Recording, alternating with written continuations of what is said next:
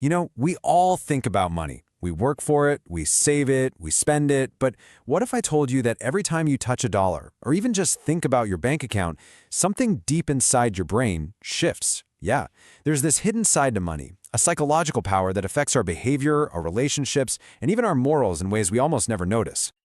So, here's our game plan. We're going to start with what's called the money paradox. Then, we'll dive into the selfishness effect and the empathy gap it creates. From there, we'll navigate the tricky moral maze before, and this is the important part, talking about how to reclaim your own values. All right, so most of us think of money as just a tool, right? It's a means to an end. You use it to buy groceries or pay the rent. Simple. But the research, it tells a completely different story. Turns out it's a really powerful psychological trigger that literally alters how we see the world. Let's frame it this way, just for a second. What if money isn't just a tool, but a drug?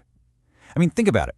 Like a potent drug, just the idea of money can change our brain chemistry. It fires up the same reward centers. It whispers promises of self-sufficiency. And it can create this powerful dependency that changes how we think and act. Okay, so this brings us to the first major psychological shift, what researchers call the selfishness effect. It's kind of wild. Studies have found that even super subtle reminders of money, like just having it on a computer screensaver in the background, can make us turn inward, focusing way more on ourselves and a whole lot less on other people. And you can see this clear split right here.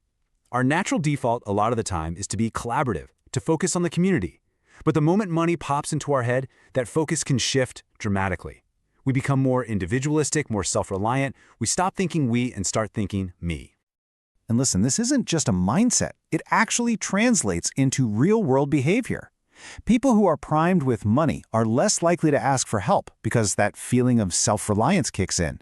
They'll choose to work alone. And get this, they even physically sit farther away from other people. It literally creates distance. So all of that leads directly to our next point, the empathy gap. I mean, it makes sense, right? If money is pushing us to be more self-reliant and distant, it naturally becomes harder to connect with and, well, feel for other people. Researchers have a name for this. They call it psychological distance. It's like money puts on this set of blinders. The problems and needs of others just don't seem as urgent or as real when our brain is in that money-focused mode. They become abstract ideas instead of immediate human concerns. And you can see the real-world impact right here. In experiments, people who were just reminded of money were way less willing to help someone who, say, dropped a bunch of pencils, or to donate to a charity. This chart shows it so clearly. The willingness to help, it just plummets. Okay, let's move on to our most challenging topic, the moral maze. Does having or even just thinking about wealth actually mess with our ethical compass? Well, the research, to be frank, is pretty unsettling. This quote really just hits the nail on the head. The idea isn't that money is making good people do bad things. Instead, it seems to just amplify any selfish tendencies that are already there. It gives you a sense of justification, a feeling that, hey, because I have more, maybe I'm entitled to more.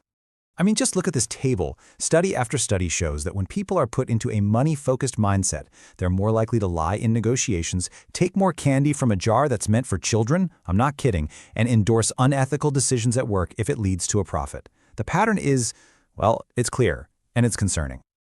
Okay, so I know this all sounds pretty bleak, but here is the good news. Awareness is the antidote. Now that we understand money's psychological pull, we can actively, consciously work to counteract it and reclaim our own values. And let me be really clear here. This isn't about saying money is evil. It's a powerful tool, for sure. But like any tool, it has to be handled with awareness. Just knowing about these effects is the first crucial step to controlling them, instead of letting them control you. So here are 3 simple but really powerful strategies to do just that. First, practice gratitude. Actively focus on the things in your life that aren't monetary, your health, your relationships. Second, give your time, not just your cash. Volunteering or helping a friend, that strengthens social bonds in a way a donation just can't. And third, always remember your why. Connect what you do to a purpose that goes beyond just making a profit. Ultimately, it all comes down to this. Money is a powerful force, and it's always going to have a psychological influence on us. But it doesn't have to be the deciding one. By being aware of its effects, we can make sure that our values, our compassion, our integrity, our connection to others, remain our true north. So I'll leave you with this question to think about. What's the one thing in your life that you truly, truly value, that no amount of money could ever buy? Holding on to that answer, well, that might just be the best defense you have.